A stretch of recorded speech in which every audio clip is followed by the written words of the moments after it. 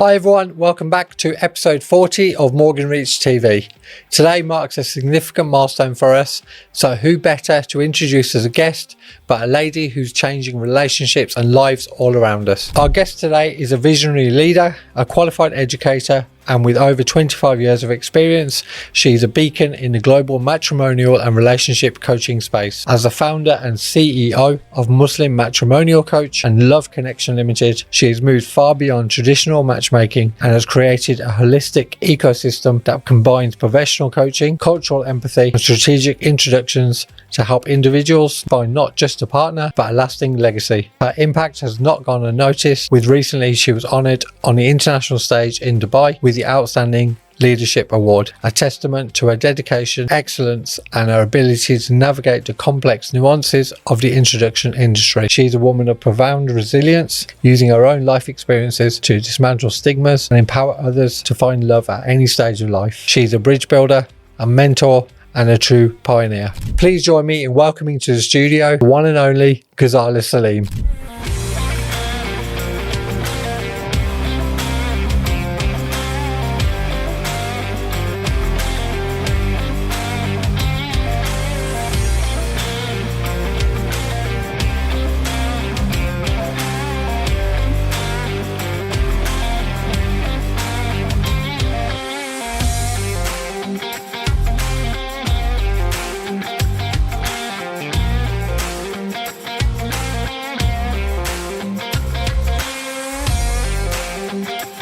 Walaikum salam. Gazala, thank you so much for coming today. Thank you for having me. Whereabouts do you live? How far have you come? Not far. I live in Erdington. Yeah, so just in Which is Birmingham. about 25 minutes away from here. Yeah, brilliant. Yeah. So not far today then. No. And thanks for taking out the time. I know you've got a busy schedule. I really appreciate you, having me here, to be honest with you. Yeah, no, Pleasure. perfect. You run a very unique business and enterprise, so it's very, very interesting to hear about it, and I'm sure the viewers and audience will be very pleased to hear about it as well, or very interested to hear about it. So so were you born in the UK? Or you, I was born in the UK. Yeah. My parents came over from Pakistan in late 50s, early 60s. Oh wow, okay, so really. I was born here, went to school here, went to college, university here. Always around Birmingham? Always in Birmingham, yeah. Okay. So Birmingham's my hometown. Yeah. Done a lot of work in Birmingham in terms of, different job opportunities that I actually worked in the medical field, working as a receptionist, practice manager, moved on to go into business. My first business was a baby food business, because I was working in the medical field. There was a need for halal baby food at the time, and I was one of the first people globally to launch a range of halal baby food, which we got into Asda, Safeways, Lloyd's Pharmacy. Wow. Doing really great. So I've always had this urge to go into business, and a lot of experiences being learned through that as well. Yeah. And then went on to become a practice manager, went on to do law as a mature student. I went back to university to do law, and then went into teaching for many years. I really loved sharing skills with individuals, and enjoyed helping individuals to grow as individuals. So I thought teaching was a really good profession to go into, to not just help individuals to grow, but also share my experiences with them. So for many years, I was in the teaching field, adult education. So after doing my law degree, I did a PGCE, and which then I was really based in Birmingham again, with many different colleges. I've worked with South City, Matthew Bolton, what used to be called previously City College as well. So different organisations, community-based organisations. So you started off your career.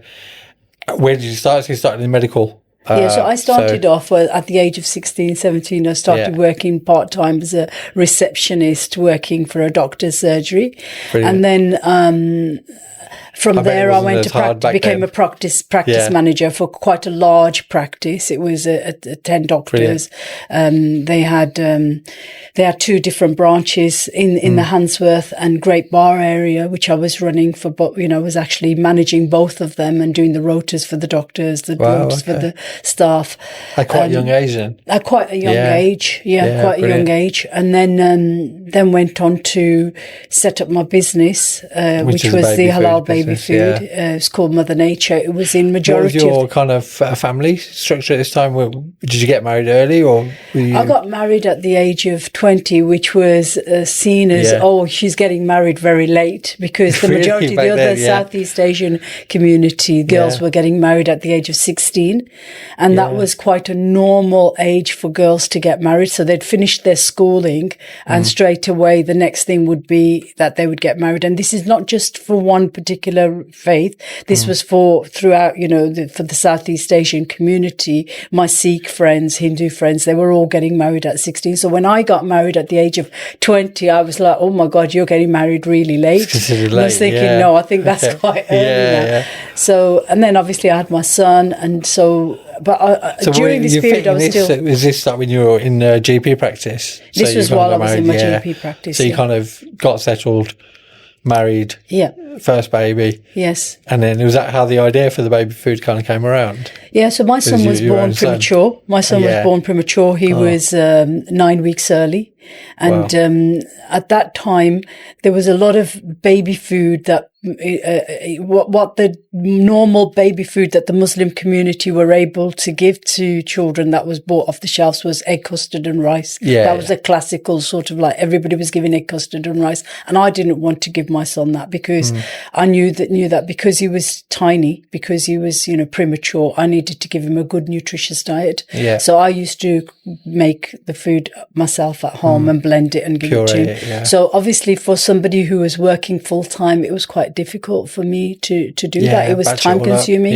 And also I worked with a lot of pediatric dietitians, pediatric consultants, who were then saying that, look, there's a lot of issues within the Muslim community because they're not getting the good nutritional diet, that they're having anemia, and which is causing problems for their cognitive sort of, development and things. So I worked with these dietitians, and I worked with the pediatric consultants to develop these recipes that we had for the baby food, and we fortified it with iron as well. So we were giving them those extra things, and alhamdulillah, it really took off. The media was really covering it quite well, because there was a real need, there was a real problem within the community, and they saw What kind of year is this? When was this? 1998, that was. Okay, so late 90s, wow. 1990. And what was the brand called? You mentioned it before. Mother Nature. Mother Nature. Yeah.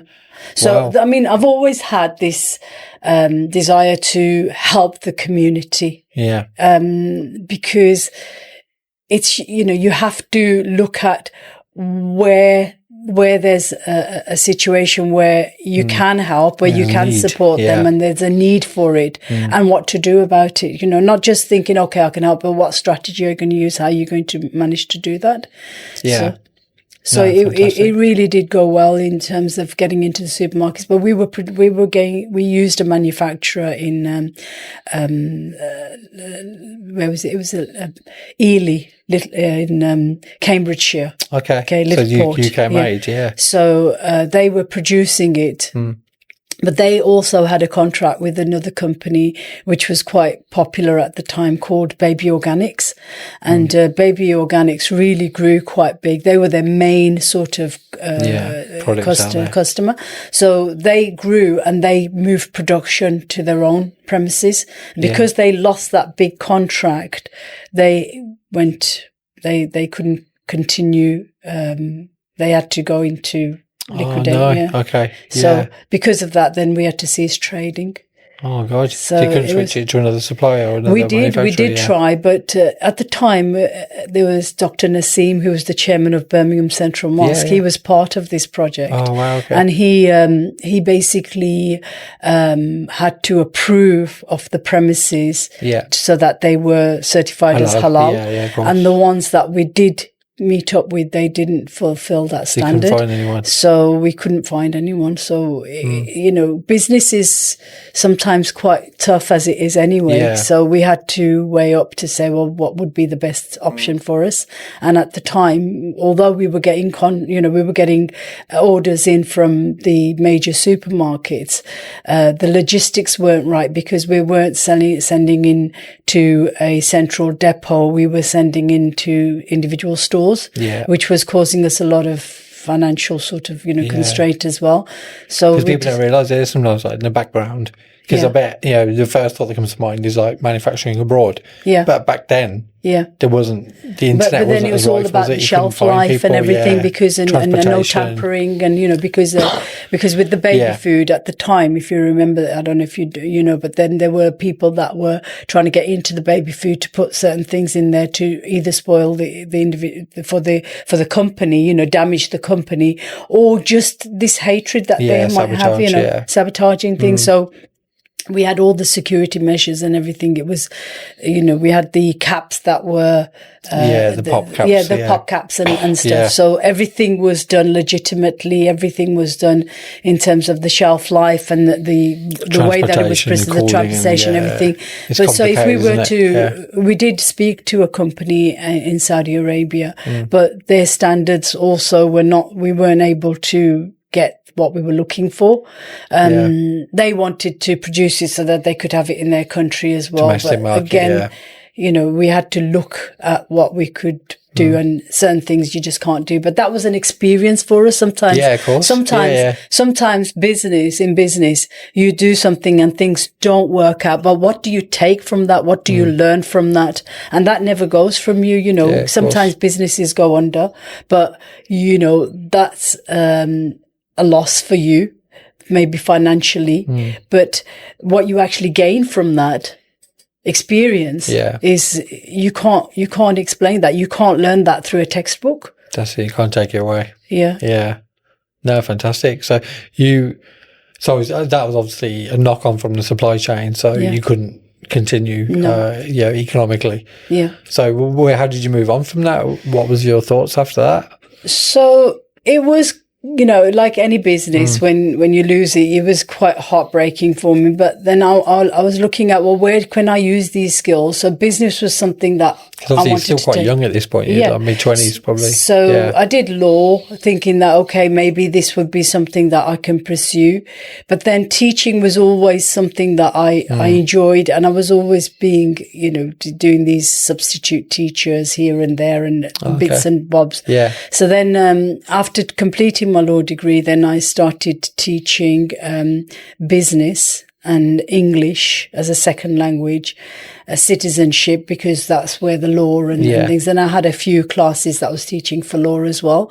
So I started teaching and I really enjoyed it. I really loved the job. I really loved the environment, being in a classroom. I felt that was where I need to be in terms of guiding people, taking them from where they want to be and helping them to grow as individuals, helping them to then go on to further develop in terms of going to university. So for many years I actually stayed there, but I think inside me I still had something that I want to do something special for the community. I want to offer something that would be memorable, something that could be beneficial to individuals. So I always had that in the back of my mind, that I want to do something more. I just don't want to be stuck in the education sector, which I loved. I really enjoyed that. So how many years did you do that for in the end? Or was it quite a while? I did it for quite a while, to be honest with you. But life sometimes takes over as well. Sometimes you have your vision. Sometimes you have your desires. But you can't do it because you have to make sure that you're paying the bills. And majority of the time, I was struggling in my relationships where my partner, my husband, wasn't really providing for me. And because I had a divorce from my first marriage, my son was a year old when that happened. And then in my second marriage, I didn't really get the support that I was expecting as a Muslim woman for a husband to support her. And then it was just purely on myself to make sure that I put food on the table, pay my bills, do things, because I wasn't really getting any financial support from it. So I've experienced that, but that again is something that's taught me a lot of things. Yeah. So when individuals speak to me about things, I can relate to that because I've been a single parent. I've been, a divorced person. I've been someone who has struggled financially because I've not had the support from my husband. So there's lots of emotions that I can, sort of express here, and things that I've experienced when people come and talk to me about their experiences as a matchmaker coach. Now I can relate to that. And I can see, well, where is this going to go, and how long can you continue like this? Do you think, looking at, because after this point, you started off your first the matrimony business. Yeah. How did that? Do you think it was because of your relationships and because of what had happened that you wanted to help others? Yeah, definitely, most definitely. When you've felt pain yourself, you sense pain of other individuals as well when they tell you, because you've experienced that. So during COVID, as teachers, everybody was at home, and as teachers, we were teaching online. Yeah. So we had a lot of time on our hands because the system wasn't really up and running. It was just an hour here, an hour there. And I wanted to utilize my time effectively. So there was a lot of offers on different coaching qualifications that we could do. So I did a coaching qualification, and then it went into other sections that, do you want to then complete a course that specializes in a particular field of coaching? So relationship coaching was something that came up, and I thought, well, this is really good. I'd really love to learn about relationship coaching because at the time when COVID was taking place, a lot of people were at home, and this is the time when many people realized that how they were connecting with their partners. Majority of the time people go out to work and they come back in the evening, and it's maybe an hour or 2 hours they're together, and then they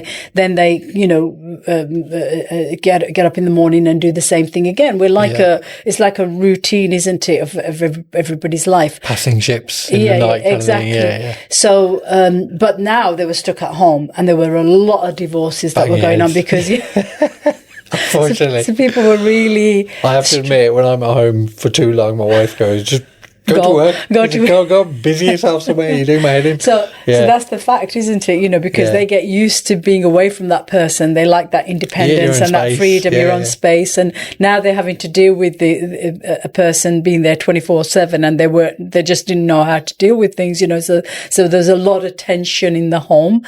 So I thought, well, this is really good. I think I'd really love to learn about this. And alhamdulillah, when I learned about this, it was a real eye opener. It really made me understand where, things were for me as well in my own life, and how I could really help the community with this. So this is why this gave the birth to Muslim Matrimonial Coach, and it was set up as a coaching company, Muslim Matrimonial Coach. And who was the coaching for? Like basically the kids?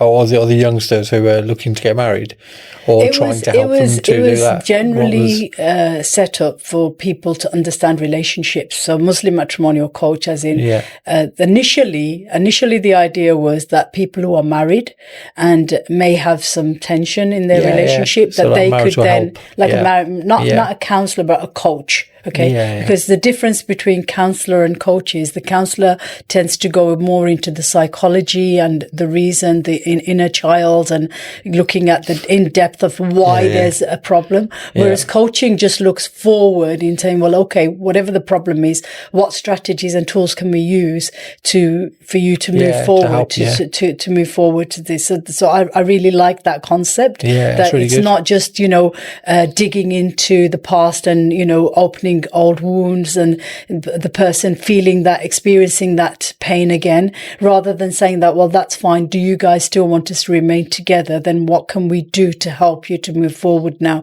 rather than prodding onto the past and, keep on discussing what so difficulties you're working on the now and the future. Yeah, now rather and future. Than the past. Trying to sort out, trying to unthread the problems and stuff and trying to fix them. So it was set up as that, but then we set up in Birmingham. We had an office, and we had a lot of people then contacting us saying that, well, we actually want to find someone to get married. Do you know anyone? And then the circle started to grow, and then we started doing matchmaking, but then I saw that also requires a different skill.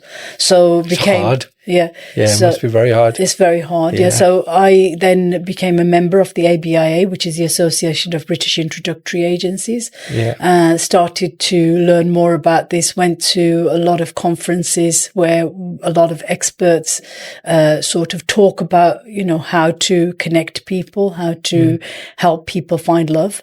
So these were, Paul Brunson is one of the guys who he did a lot of talks on these events, which I participated in, and learned a lot from that, as a matchmaker, and applied it to the Muslim community, because it's not just a normal dating thing. Okay, you're finding love, you're going to date someone for 2 years, you're going to be together, and then you're going to decide to get married. Within the community, it's like, okay, you can have a meeting with them, perhaps with around your chaperones, and then you need to quite quickly make a decision if you really want to get married or do the nikah. So this was quite frightening for people and the youngsters, because they're thinking, well, if we're going to be spending the rest of our lives with someone, how can you do that? How can you make that decision by just having a few meetings with them? And if you tell people, because obviously we went through the same system, so it's arranged introductions, like through family connections and things. Then obviously, she fell in love with me straight away and we got married. But, when you tell people, but when you tell people, especially English, Western people, so when did you meet? It's like January 2008. Yeah. When did you get married? Well, we got engaged February 28th, 2008. And we're married on July 25th. And it's just like, what's going on? Like shotgun wedding. It's like, no, that was actually pretty... That's actually pretty okay. Yeah, we actually had quite a lot of time too. But it's changed from before when people just used to, not even give the option to wife. Straight away. So obviously, the whole system has old evolved. School, but there are still situations like that now. And you hear all sorts of, because people there's are obviously quite big traditional. spectrum. Some people are very, very traditional. They will only get married within their own caste, their own, background, group and religious sect, sect. Everything, has to be perfect. Nationality, everything, But some people are open. They're thinking, well, okay, even if the person is of a different ethnicity, that as long as they are have got a good understanding, and as long as they're Muslim, and then that's fine. So things have really, really changed, but modern relationships are very, very complex from what they used to be. People just used to get on with things, but with independence, with people that, looking at roles, responsibilities, rights, more and more people are learning about the deen and what their rights are. More and more girls are educated now, whereas in the background previously, maybe they weren't as educated. And they're dependent. So they're very independent. They're earning their own money. They have their own property. parties, maybe, you know, so they feel that they are in the same sort of status or same sort of level as the man. And it's kind of becoming a bit of an ego type of war, you know, where they're thinking, well, do I really need a man? You know, what are you bringing to the table? This is an often conversation that you hear is, well, what are you bringing to the table? What are you? It's like they're arguing with each other before they're trying to make sure that there's a real push and pull on responsibilities and roles. So they don't really see.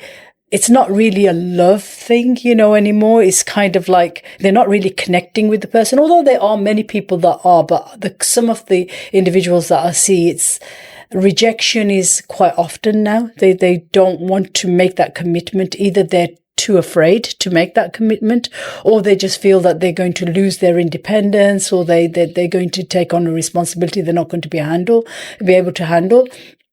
Guys are not the type of guys that used to be in the past. There's a lot of mummy's boys. There's a lot of boys that are still very much, you know, overprotected by their parents. I would say, you know, they're not men. Not alpha males anymore. That's what girls are telling me, that like this we all were, kind of thing. Yeah. I think there needs to be there needs to be a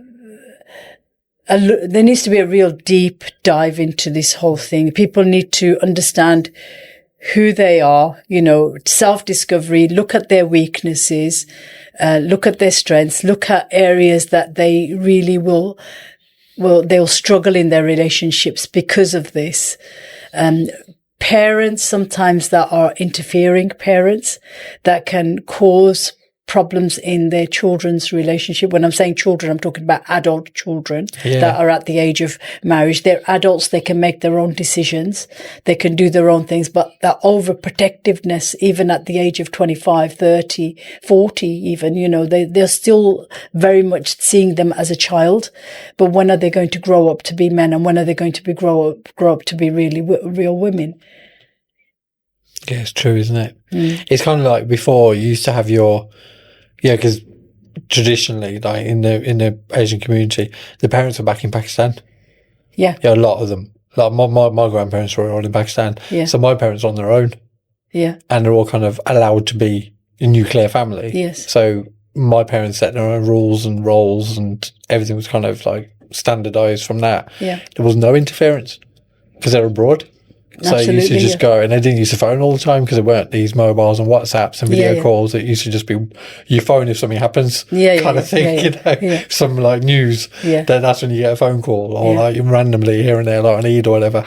But so there was zero interference. Yeah. So for us, our generation growing up, thankfully, you had the nuclear families, but now we have got extended. Yeah, we've got, even though we're nuclear families in ourselves, it's the big debate I always had, and with people that I know that are getting married now in their 20s, 30s, the living with the parents scenario. Yeah. This is a huge problem. Yeah. I personally have seen people that absolutely adore their in-laws. You know, they're great. Yeah. They're a huge help to individuals. And you know, so when they want to go out, they can leave the kids with the grandparents. The children are very used to those grandparents. You know, they know that they're in safe hands. They can go on dates. They can do things themselves. Now they're kind of saying, well, okay, the younger generation that are looking to get married, one of the demands that they are putting in their profiles is that the girl doesn't want to live with in-laws. That's her right, and she should be, having that right. The boy needs to provide a home for her, and then she'll get married. But how many younger before the marriage? Before the marriage. So how many younger guys can afford with the current prices? Exactly what I'm thinking, and the mortgage again is, we know that with riba, is haram. So most people are learning about this, and they're saying, well, why should we take that? Oh, well, get it on rent then, So this is a demand. And sometimes you could think But then that's you fall fine. in the rent trap, and then how are you going to build up a So deposit this for your is own the place? reason that it's a lot of these issues are going on. People are saying, well, be realistic. Maybe it's their choice. The girls don't really want to live with in-laws, and I think people need to now realise that this is what's going to happen in the future. As you said there, I'm just trying to think back to our situation, because I can only, obviously can't talk about other people, but I can talk about ourselves. We lived with our parents for 3 years. Yeah. For me, that was great, because then my parents, it was my current house, so it's fine. But for obviously my wife, it was a lot more difficult coming into our home, and then all these relationships, all this stuff going on. But we lived there for 4 years. Yeah. And we raised cash flow, we raised a deposit, we had our joint incomes, and then we got a decent house, we got a nice house, and then we moved in there, and then we had children. So it kind of worked out quite well. But I think majority of the people, the generation did that. And I think that's a sensible way of doing things, rather than, going and when you're not really in a position to do that. It's putting a lot of stress and a lot of pressure. Most people are getting married quite late now. Do you think that's linked? Yeah, because people are looking at stability. They're looking at, they need to do certain things before they can get married. Because if somebody's asking for a property or a rental house and need to be stable, and you need to be able to pay the bills of that property, you need to be able to, sustain that. So they need to be financially quite stable. So obviously nowadays with extended degrees, girls, student loans. So people are normally getting married at about 30 plus now, and whether that's a good thing or a bad thing, there's pluses and minuses. There's positives and negatives for both. But the general average age of getting married in the Muslim community is 30 plus now. There's a big pool of girls that are 35 plus that have never been married before, and they know that now. Perhaps in the past they've been rejecting individuals, waiting for that right person to come along, but there is no such thing as that's Shwaria Rai and Shah Rukh Khan to come along. There's no such thing as the perfect person.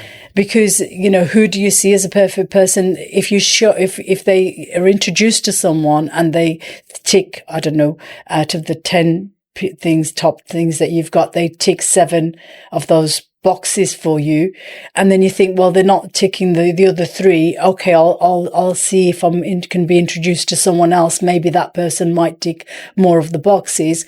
How do you know that that's going to happen? And also, as individuals, you might find someone that ticks all the boxes, but they could change, because as humans we change, don't we? Yeah, of course. As humans we change, we evolve. So you might marry someone. Circumstantial changes and things and happen, different events in our lives will change us. We're not the same person. I'm sure you can relate to this. That who you were 3 years ago, maybe you're not the same person today. You've changed in some way, maybe matured, maybe grown in some way. I used to have hair. At some point in my mid-20s, But I actually got married. It was actually quite funny. It's a bit of a running joke for us. But my wife, when we were getting married, because we've known each other for like 5-6 months, and she just said, for the wedding, could you grow your hair? I was like, what do you mean, grow my hair? She actually thought I used to just have a Bruce Willis look for fashion. So she actually, and I was like, I can't, because you kind of won't grow in the middle, so it'll look a bit silly. So she's just like, oh, okay. Then obviously she's quite accepting of that. But that was a bit of a okay. Did you not realise? I didn't really specify. But it's about things change. It's the person that you fall in love with. These other things don't matter really, to be honest with you. No, but they don't. But at the time, like you're saying, people have these check boxes. Yeah, they do. They think that they're important. Is that part of your process then, that you're trying to educate people? Yeah, so we normally do have a profile with individuals. They write what the details about themselves, and then they write details about their requirements. So we really have to look at those requirements and see whether they're realistic. So if somebody's quite short themselves and they want somebody who's 6'3", it's just not going to, because a 6'3" guy isn't going to marry someone who's probably going to be that, 5'1". So we're not going to be able to get the match. So we have a lengthy discussion with the individuals to say, well, is this hard? really You have realistic? to break their kind of Yeah. I mean, Bit of the their thing dream. is that, yeah, absolutely. So we have to tell them what's doable and what's not doable. So our matching plan isn't just for us introducing individuals to that client. We also help them with a match plan for who they could perhaps meet organically. This could be when they, in their own circle, in their own environment, somebody that they might be attracted to, somebody who they could approach, in a halal way.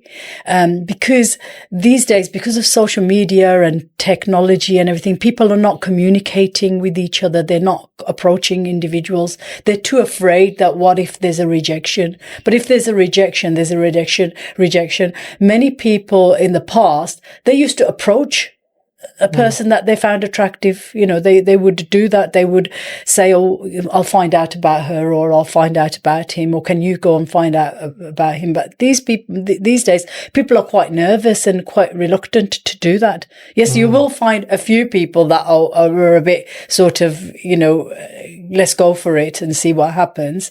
But some people are quite shy and quite, timid and haven't got the confidence to communicate, or what shall I say? What do I need to say? What if he responds in a negative way? And guys are expecting the girls to approach them these days. They would rather that she comes and approaches me than me going having to approach her. What do you mean, like in normal society? Back in the days, like, people used to do the whistling, and they used to, this like about 50 years ago and stuff, So over the years, it's changed, hasn't it? And this is seen as totally wrong. That why is this guy sort of, doing this is a very wrong thing to do, to do that. It's disrespectful, and it's not a decent thing to do, So guys have become quite reserved now. They just think that they would prefer that the girl comes up to them and approaches them. So we look at different things. Easy life then. Huh? After the easy life. So we're looking at different ways of how people could meet people, because if they come and register with us and just their expectation is that, okay, that's where we're going to find our partner, it's possible that could happen, but they don't know. They might have someone right in front of them. You have your events, don't you? Yeah, we have events as well. How does that kind of work? Because I remember you said that you used to do it in different locations. Now you do it in different settings. Yeah. Do you want to talk us through how you kind of work it? So initially we used to have them in like really top hotels, matchmaking events, and it was quite a not well structured sort of event when we first started, because like we said, we learn and we improve on things. Yeah. But now our events take place in mosques. They're extremely well structured. We have a matching grid for the individuals. We know exactly how to connect people. We have like there's a full agenda of what the event is going to include. So at the beginning, they have like a quiz where they use it's an interactive quiz. So they use their phones to play that game, and they have a score, and they know how much knowledge they've got about relationships. What understanding do they have about marriage? What is going to follow after their connection with an individual? How can they best connect with individuals? Once we actually do that, then we do the one-to-ones where they have a limited amount of time with each individual. They have a grid that they sign. Is who you meet based on what you've scored, so to speak, or is that just for their own information? No, that's just for their own information. Okay. And then we explain to them how the grid works. So then they have a discussion with each and every person. Sometimes people can go on looks, but sometimes people might have a little chat with someone, and they have an attraction to the intellect of the individual as well. So they use the grid to tick off 3 people that they feel that they've connected with, and then we put all that data into our system, which then pulls up a result to say, well, these are your mutual matches, which means that both individuals chose each other. So we get them to have a further conversation, and we do it on the day. We don't say, okay, go away and we're going to do the calculation. We do it on the day. So they have an opportunity to meet each other. They can exchange numbers. They can ask parents to sit in, because the process we want to try to speed up as quick as possible. People can lose interest when they walk out that door. Sometimes they might be really interested in that person. It fades away because, life just takes over and things. So we try to get things done there and then. And alhamdulillah, parents are invited to these events, and they've been very, very successful. Do they come? Is it quite acceptable? Do the parents come a lot? Yeah, the parents want to be part of this, because they want to see they want to meet with other parents as well. Because what we do is we set it up so that the parents or the chaperone who's supporting the individual at the event, they sit on separate tables, so they've got the profiles there that they can have a look at of the attendees, and then they can also exchange numbers with each other. Who have you come with? You've come with your daughter. Okay, how old is she? I've come with my son, and what number are they? Or they can just and what are you looking for? Or which one's your daughter's profile? And they can start talking, and then they can and then they can then discuss that with their children as well. That did you meet someone? What if the parents are over there chatting away? They're kind of making a little, that would be nice. Quite like looking at your daughter or whatever, and your son, and then you got obviously the actual process going on with the actual. The matching candidates, and they don't match. The parents kind of shrug their shoulders and goes, "Oh well, that happens." But normally, when we have we have like a break in between, and that's an opportunity for the parents to talk to to their daughter or son, and they can say, "Well, did you meet this person? I really liked his profile. Okay, I did meet them. Yeah, I liked him, or I didn't like him." They have an opportunity to have that conversation. Little confer. Yeah. That's really alhamdulillah, good. We've improved. How many people kind of attend these events when you do them? We normally have about 100 people, out of which, I'd say 60 are the participating candidates, and the rest are like supporting parents and stuff. Wow. Okay. So and sometimes it's bigger, sometimes it's smaller. Yeah, it depends. And winter months are generally smaller because people don't want to come out so much. Yeah. People are very much interested in the personalised match side as well. But that is a lengthier process. It does take more time. Obviously, you're meeting one individual at a time, and that's only decided when an individual chooses a profile or chooses, to say, well, okay, I think I'm interested in this person, and then the other party also saying that they're interested. Then we can arrange an introduction for them. Yeah. So that takes up a lot of time and a lot of effort. Yeah. With the events, you go to an event and you can actually meet with several people at one time.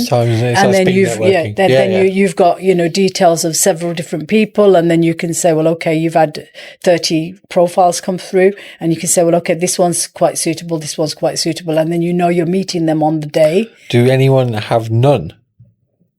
Like any candidates? Yeah, sometimes if people are very choosy, if people are just too selective, then I mean, people have. Yeah. I've seen people coming repeatedly to different events, to different, our events. When we have an event in Birmingham, for example, and we have another event in Birmingham, we'll see that same person come up again because they're still trying to meet that person. Yeah, it's sort of a new batch. So, when we take on individuals as our clients for our personalised match, we tell them to explore all different options.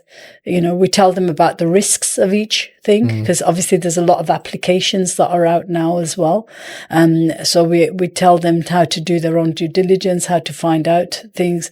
But we give them a strategy of how, because this will increase their chances by 70%. If they solely depend on a matchmaker like ourselves, then they will be reducing their chances. But if they're keeping their options open, then they will be increasing their chances of meeting an individual. Yeah. Are you online at all at the moment? Have you got an online platform? For the kind of so we've got an online platform. We've got an app Okay, but we've got a website where they can book through there as well. They can book a coaching session, or they can book a discovery call through there, through MuslimMatrimonialCoach.com.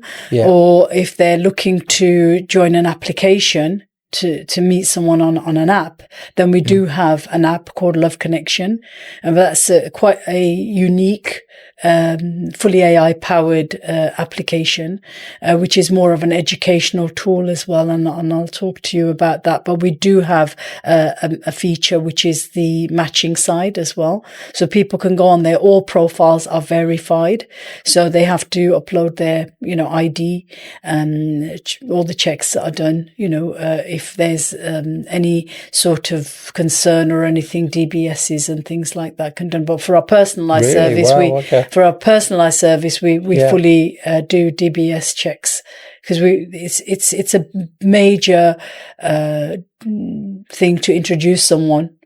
And if they do have criminal record, or if they are lying on their profile, then you have to weed out. Somehow. Because parents are coming to us with trust that if their daughter is going to be introduced to someone, and it is a lot of the times within the community, it is the parents that do first approach us to say, I've got a young daughter, I've got a young son, we're looking to get them married, can we join your service? And then it kind of goes from there. But we do have a meeting with the individual as well. We do not just only speak to the parents. So we've got, alhamdulillah, we've got doctors, dentists, engineers, accountants, all really highly,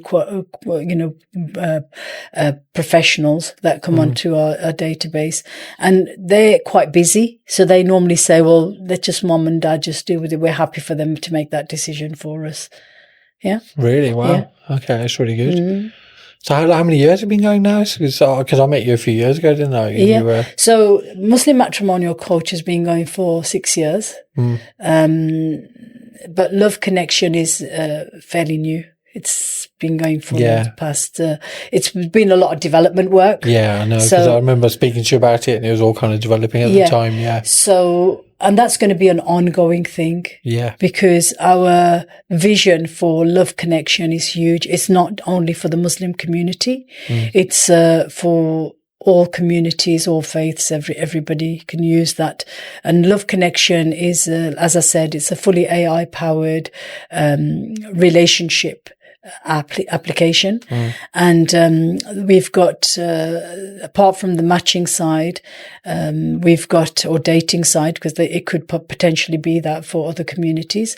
We've got the educational side, and the educational side has got a lot of coaching tools in there, a lot of, it's got 30 different categories, looking at modern relationships and the challenges that modern relationships have. It'll be addressing a lot of those issues, and people completing those assessments will be getting, they would then have like points. So it's a gamification in a way. They complete the assessment, they get a script in terms of what they need to do, a 7-day plan for them. So because it's fully AI powered, once they complete that assessment, it will give them a plan for the next 7 days of what they need to do. They need to complete those targets, those goals that are going to be set for them. And once they've completed that and they've submitted it, then they will, get points, which will then show up on their profile to say that they've got these different trophies and these different awards, that they've completed this particular assessment, which shows that they've got better knowledge and understanding of that. So it could be love languages, attachment styles. It could be a conflict resolution, how to deal with that. There's lots of different categories that we've included in there, and looking at modern challenges, digital addictions that people have, because a lot of problems happen where people are just on their phones all the time. They just have that addiction to be on their phone, and husbands and wives are arguing because they're not really getting the attention and the time of their partner, because they're just too busy, with this addiction that they've got. And then there's other addictions that people have as well. How to deal with somebody who's got neurodiverse, is a neurodiverse person. They've got like ADHD or whatever, autism, or because everybody's mind's different, isn't it? Yeah, of course. There's different circumstances, different issues. Yeah. Wow. There's a lot to it, isn't there? Yeah. You do think about it. You do think relationships are very, very complex, especially as you get married, and then you learn about all the complexities and things that you have to kind of get through. So it's not just the profile of the height and the look of the person and the education of the person. I always tell my clients that, this profile, that's fine. That's the makeup of the individual, but what's inside and their mindset and their values and their lifestyle is what's really going to, that's what you're going to live with, aren't you? That's the person that you're going to be. And some people are quite lazy in doing things around the house. Some people are very hands-on, they like to get things done. So if you're not the same type of person, you're going to clash then. If somebody really is an OCD and they like to keep everything clean, but if somebody's really quite laid back and just likes to play the games on the screen and just leaves rubbish everywhere, then that's not going to really work. There's always going to be arguments with things. So understanding, and what we do is with our clients, we give them a set of questions to say that these are the questions that you can use, not as an interrogation, but over a period of time.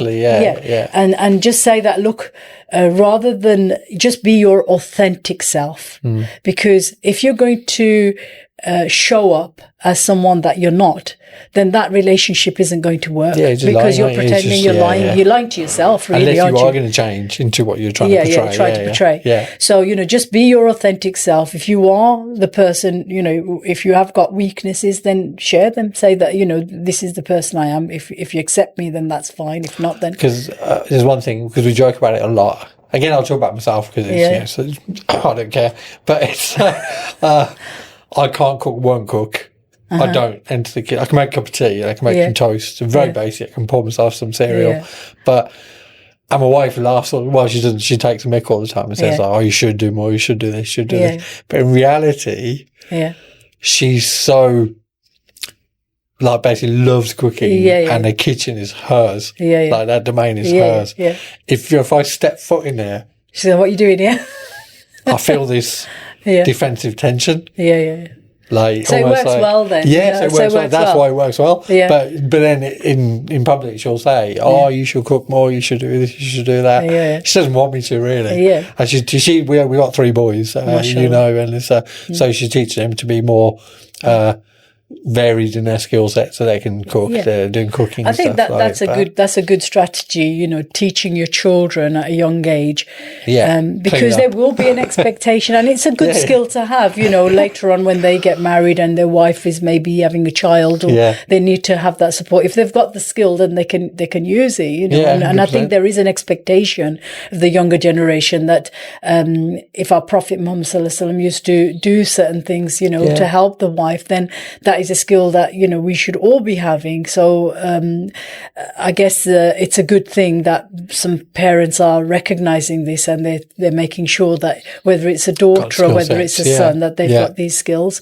And I would advise people to do that. So in Malaysia, for example, now they have a full course, marriage course before they get married. Wow. So they understand all the aspects. And this is something that we will be doing as Love Connection as well. In our application, there's certain areas, certain categories that we've got in there, the 30 categories that I mentioned, that are quite, need further individual human interaction. We will be running boot camps for them.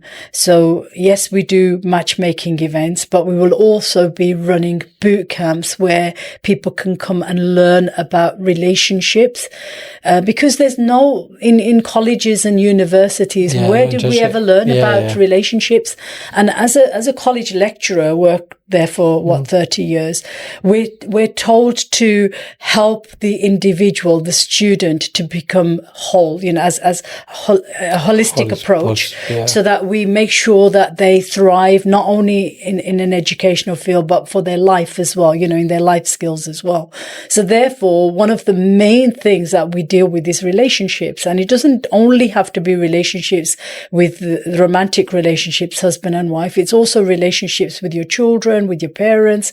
Relationship is a broad sort of, with your business partners, with all sorts of things. People struggle. People struggle with relationships. A mother could be generally. So as a taught subject, it's something that so many people can benefit from. No college, no university is teaching this, where I feel that this is something that is so important. And this is why, I put this through, and alhamdulillah, I won an award in Dubai, an international award in Dubai for outstanding leadership in education, because this was a vision that I have. And this is going to be something that we're going to have in our application, is to have these boot camps where these will be then delivered not only in different venues, but also in educational institutions as well. So our modules will be state-of-the-art modules, which will be ready for individuals to learn about different areas, skills that they need in relationships, which will then be very similar to this Malaysian module as well. So when people are looking to get married, before they get married, well, what is a relationship? Who are you? For self-discovery, what is your connection with yourself, and how are you going to connect with this person? So hopefully we're going to be running a pilot for the boot camps in the Midlands area. And then once we've completed that, this will be not just B2C, this will be B2B. So, and once we've completed that, then we'll be rolling out to other areas as well, inshallah. Fantastic. So good. I'm just, my brain's buzzing because the amount of stuff that it just touches, the amount of people's lives that it will help. Because the problem nowadays, because a lot of it's misunderstandings as well. Of course sometimes, it is, and it's misconceptions, and it's thinking old traditions and things. But I was going to ask you, your events, are you holding? You mentioned Birmingham. But you're holding them across the country. Different. So we have London. Is our main hub, I would say, even bigger than Birmingham, because London is just massive, So population-wise and stuff. So Birmingham, London, Manchester, these are the main ones we've had. We do get requests to come and do one in Bradford and come and do one in Sheffield and stuff. But we have to look at our time, and we have to look at what we can do, facilities, what we can't resources do. You've got. So we've been doing it for a number of years now, and we're really attached with the mosques, but with the love connection, because it's open to all communities, it will be in institutions, and it would be a B2B. So, an organization that has a sizable amount of staff, we will be delivering it to them, because what we're looking at is mental health and, absence from work caused by relationship domestic struggles, issues, which causes individual companies to lose substantial amounts each year because of the absent staff members. By having a program in place which is going to help them understand relationships and build their relationships, it will massively have a positive impact for companies as well. How much, because obviously in terms of all this, from going back to our community, with obviously divorce rates going up, with issues being caused, sorry, excuse me, but the people are, it's obviously a big problem nowadays, even with, we mentioned the old days, but there's a big spectrum in society, and there's a lot of people still following the old kind of traditions, forced arranged marriages, and we're seeing less of that now. I think people are we're seeing less of that now. I think people are helping their children to make that choice. They're supporting them. If you think about it, the majority of the parents are like myself, being born and brought up here. That's it, first gen, and even if the daughter or the son finds someone themselves, as long as they're doing it in a particular way, in an Islamic sort of way, they're quite happy for them to marry, and they're not, sort of marrying out of the faith. They're quite happy to do that. They're a decent family. She likes him, he likes her. The fact that they're giving that decision on to the daughter or the son, who's an adult, puts a lot of burden on because if they're having to make the decision, they need to make sure that they're making the right decision. What if this doesn't work? They're going to say, well, you made that decision.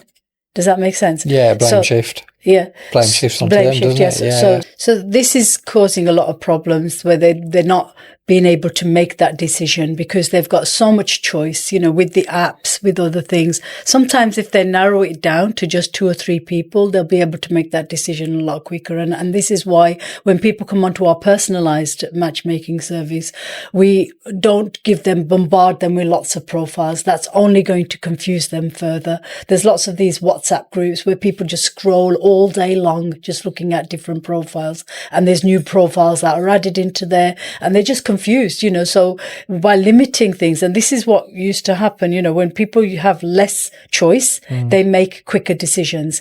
But yes, when you talked about divorce and divorce increasing within our community, that's definitely a thing. And that's something that's going to increase. That's not going to decrease because more and more people are wary about what they want, what their needs are, what their rights are, what their roles are, responsibilities are. And yes, they are going to have arguments. And this is why it's important that people learn about relationships so they can reduce these arguments that they're having and realize that by leaving someone, by divorcing someone, doesn't mean that you're going to find that the next person is going to be any different. Yeah. Sometimes the issue is within yourself as well. You have to look at that. So hopefully, inshallah, I'm very confident that by completing these courses online through our application or through our boot camps, people will start recognizing relationship as a subject and looking at how, by working on themselves, by understanding what their flaws are and how they can connect with individuals. That's why it's called love connection, and bringing love back into the home and this enjoyment that relationships really should be will help a lot of individuals thrive and have more meaningful relationships. No, definitely. Because back in my day, I got married in 2009, so obviously it's been quite a while. Yeah. But it used to be that if you were in the society, in the community, then the apps were for people, and the internet was for people who didn't know anyone. Yeah. So it was kind of almost like, you had to do it on the apps. Yeah. You didn't know anyone. You didn't, you weren't kind of wanted. So it used to be a bit of a, it was a lower situation. Yeah. But I think nowadays, from what I see around now and the people that are using services like yours, it's kind of everyone. Yeah. Technology. Yeah, because it's more intelligent to do that, isn't it? There's stuff that you've got. It's like so advanced and it's so good.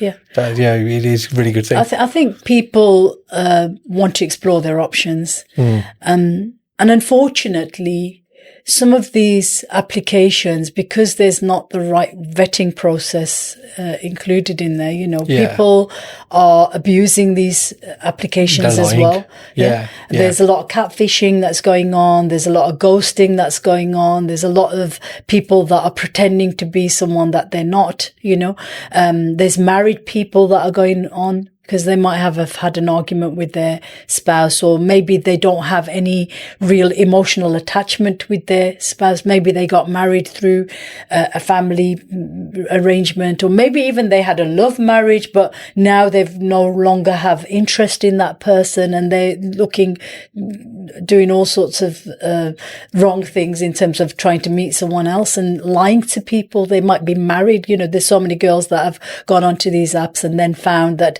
they met this guy who they thought was wonderful, then later on found out that he's already married with children.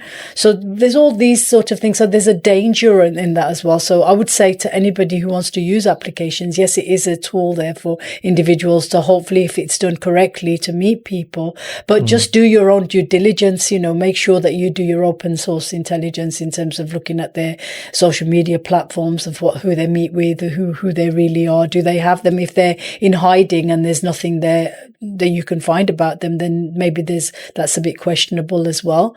So yes, you are right. Previously, it was like maybe they've got very limited circle of friends and individuals, and that's why they're resorting to applications. But now it's kind of just the normal thing now, isn't it? Now I actually think it's the more intelligent thing to do, like with the technology and stuff, with all the processes you've got in place. Yeah, it's really good. Yeah, it's much better way because the old way, like the meeting random people, like, not random people, but meeting introduced people. Yeah. It's potluck. Yeah. And like you said before, it's almost like, because divorce has become more and more acceptable over the years, Yes. and it's become more of a norm. Yeah. How many people were living in difficult situations, or are still living in difficult situations because they don't want the separate rooms, never communicate with each other. Children are looking at this thinking, well, is this marriage? Is this normal? Is this normal? Yeah, that's it. Do we want to be in the same situation? Never. It's a horrible situation to be in, and I don't agree with it at all. I've had 2 unsuccessful marriages, but alhamdulillah, very happily married now. You can see from the smile on my face now. So I just say to people that if you are in that type of situation, you don't need to be. Islam allows you to be out of that situation and just accepting it. But, within our community, the problem is that when a person is married, doesn't matter if they're married in an unhappy marriage, it's just the respect in front of, they're married, and they tell everybody that they're happily married, because nobody wants to say, I'm in a marriage that's a complete, disaster. Yeah. People don't accept that they're not really happy inside, that they just, when they're facing people, they'll just say, they'll just joke about it, or they kind of hide it or cover it in a way. And society as a whole is like, when a woman is married or when a man is married, then they're better than a person that's not married. But that's not the truth. If you're in a marriage, but you're in an unhappy marriage, then really, who's losing out here? It's the individuals, isn't it? And accepting that and moving on. But I've seen people that have got divorced after 20 years of marriage, 30 years of marriage. Children and wife have left after 40 years of marriage, so it can happen at any time. And just making sure that, and different events will cause problems as well. Like I said, people change with different events and different situations events. Something might happen in a certain time in your life, and you've probably had a good life together, but certain things might just happen, and that might just cause you to end that relationship. So relationships are difficult. They're not easy, but understanding them, it involves a lot of psychology. It involves a lot of understanding yourself first, more than anything else, to say, well, why am I in this situation? Is it because something that's been, is there an issue with me? Or is it an issue with my partner? Understanding that and then working on it. My advice is always first to work on a relationship. Give it your all, because it's a sacred thing, isn't it? Relationships are a sacred thing, and you should definitely work on it. But if somebody's worked number of years and seen that there's no real improvement, then they need to make those decisions. That's for them to make, and it's their life at the end of the day. And seek help. Yeah, seek help. Yeah, absolutely. That's one of the things that a lot of people don't do within the community. They try to resolve things on their own by themselves, and they keep brushing it under the carpet, thinking it'll go away or things will work out. But, if people are upset and going to sleep as a couple and then going in separate bedrooms, or they're not talking to each other, and that's day in, day out, that's what's happening, then they do need to get professional help. And there is professional help available that can help them. Yeah, 100%. And like I said, there's a taboo, isn't it? A community that we'll sort out ourselves. Yeah. But sometimes they go to their parents. Help. Yeah. But parents are going to be biased. They're going to be on your side. That inflames situations sometimes. And they're not experts in this field as well. They don't know how the process works. Because relationships back 20, 30 years ago are not relationships today. Different pressures, different issues. Yeah. We often say that, in the future. Yeah. We feel sorry for our kids. Yeah. Because they're facing a lot harder. They are. Like uphill struggle, with education, the cost of everything, the cost of houses and stuff. Yeah. How do you think that's going to affect their relationships when they're older? Exactly. Yeah. It's going to be a slightly different dynamic, isn't it? It's going to be, you're not going to be, like you said before, who's going to be the dominant earner. Yeah. it's probably going to be both. I think they're both strong personalities, but then sometimes I would say that the boys are less stronger now, because they've been pampered by your mummy, so and I think with the girls have been brought up to be very independent. They're getting them the education, they're making them quite strong and independent. Why? Because they're seeing that the divorce rate is going up. So if our daughter is a strong woman, then if in case her relationship doesn't work, then she can stand up on her own feet and she can support herself. This is what the parents' thinking is. Whereas the boys, it's like, going sometimes in the opposite direction. The boys are very, very dependent on moms, sort of keeping them that he's my son and he's my boy. And, I think we need more men now. Because what the girls want is, look, they're not marrying a man for money because they're making their own money. They're not marrying a man to provide a home for them because they might have enough money to buy their own home. Yeah. So why are they marrying a man? They want a masculine person who's going to protect them. Bring the shopping bags from the car. Huh? Bring the shopping bags from the car. No. Put the bins out. No, they want a man who's a strong man who can stand 100%. Up to, if anybody, hurts them, or they want a protector. They want a provider, not a provider in that sense because they have their own money. They want to see a man. Yeah. And when they see a mummy's boy and they think, well, and then he's not providing, a lot of this 50-50 thing is going on as well. That, okay, you pay 50% towards the household, bills and the rent and the, everything is 50% on the girl and 50% is on the guy. The girls are not having that. They're thinking, well, what, are you a man? But then do they share the household responsibilities and responsibilities with the kids?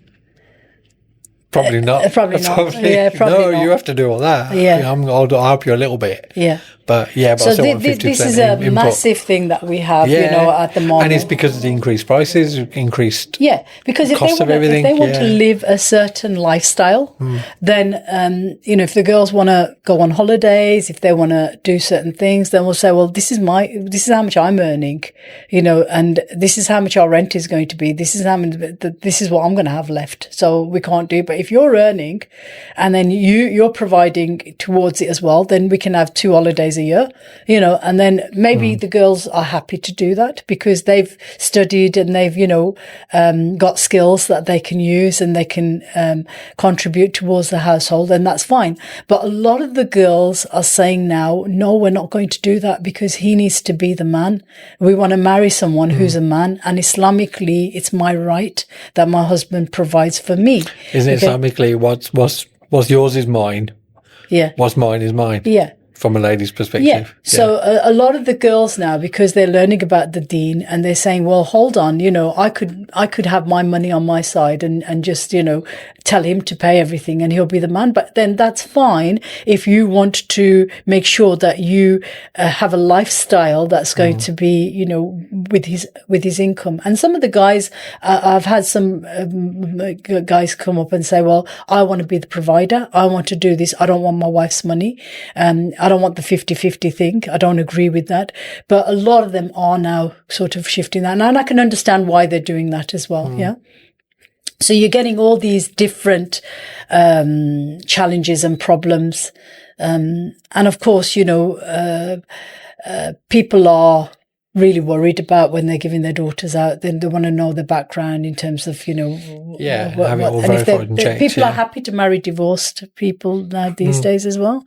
Yeah. And the reason is because they feel if somebody has been divorced, then the second time round, they're going to make sure that they make it work, because people don't want to keep getting divorced. It's difficult to get married once you are divorced. But when people do get married, once the second time round, once they've been divorced, they will make more of an effort to make sure that marriage lasts then, because they don't want to repeat the same thing again. Yeah, double whammy. So they might accept certain things. They might, think, well, okay, I'm not going to argue about this because there's no point, sort of thing. But tolerance is, people are not very tolerant anymore. They're not tolerating certain things. But when a person is divorced once, they might they might sort of ignore certain things that they think, well, I'm not going to make a big fuss about this because it's only going to lead to arguments and it's only going to lead to things. Yeah. Yeah. I'll put the toilet lid down and I'll clean up after myself. I wish it was that simple, eh? Yeah. But no, it's such a minefield, and psychological minefield, and so much definitely stuff going on that it's almost like the thing you is, have to go through a process that you're offering. Mental health is caused a lot of the times because of relationship difficulties, your wife and people need to recognize that, and vice versa. Because finances comes into relationships, because where's the finances going? You struggle with the finances because you've got a family to feed, you've got so that's a stress. So relationships are very, very difficult. And when you're struggling with your relationships, that's the first thing, because that's closely connected to your heart. Your relationships, the emotions, the most emotion you feel is with your family. That's where your whole heart is. And when there's difficulties in that, then that can cause a lot of mental health problems. And like the relevance with this podcast, obviously from your perspective, this is your business, and it's your journey as a business person and how you got to this point. But from the whole, like looking at everything that all the guests we've had on, everyone we've had here, one of the main questions that I always ask is, how important is family life and your family support in the background? That's been a kind of culmination, and it's helped you in your success. And everyone says it's a massive factor. Absolutely. Because as you're saying, So if you've not got that backbone, if you've not got that support from your partner, if you're not in that, and look, in life, you're going to have ups and you're going to have downs, So if you've got a partner is quite happy to be with you when you're on a high and everything's good for you, but what about when you're on your down as well? You need a partner that is with you 100%. So a lot of people struggle, like you said, family is everything. Your partner is everything, more than the rest of your family. Your partner, as in your wife or your husband, if you've got the support from them, and I know this because I've experienced this with difficulty, So if you've got the support of a good partner, a good husband or a good wife, then you will thrive. So I'm in a position that I'm in now because I have someone who's intelligent, who's, supportive, who knows my cause, who knows what my vision is supporting that. So I'm able to do that. But if I've got someone who's dragging me down and I'm not providing, nagging you all the time, and then that's not going to work, then, is it? I'm not going to be the confident individual that I wanted to be, or anybody in that sense wouldn't be able to deliver. Their ability is not going to be there. And that's, I'm just going through my mind now, the thing, the successful people that I know, they've sorted out that. They've got a good relationship at home and they've sorted it out. Or they've got no relationship. That's it. So I know a lot of very, very highly successful business women, but they've got no partner.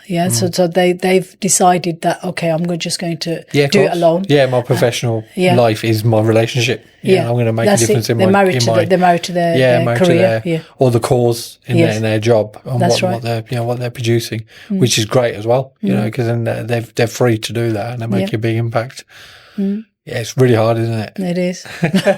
So definitely if you're in a situation or your family or someone that you know, it's such a flipping minefield out there, like psychological minefield.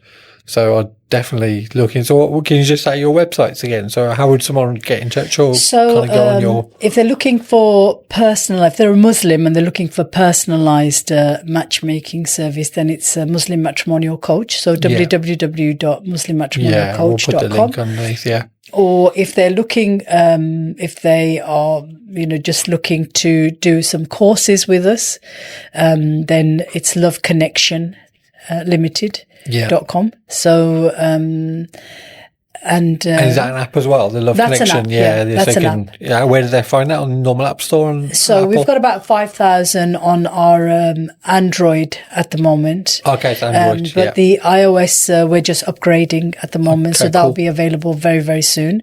So on the Android alone, there's about 5,000 sort of traffic sort of going on onto users, that. But we haven't really done a lot of marketing for it, which we will be doing, and obviously that will grow.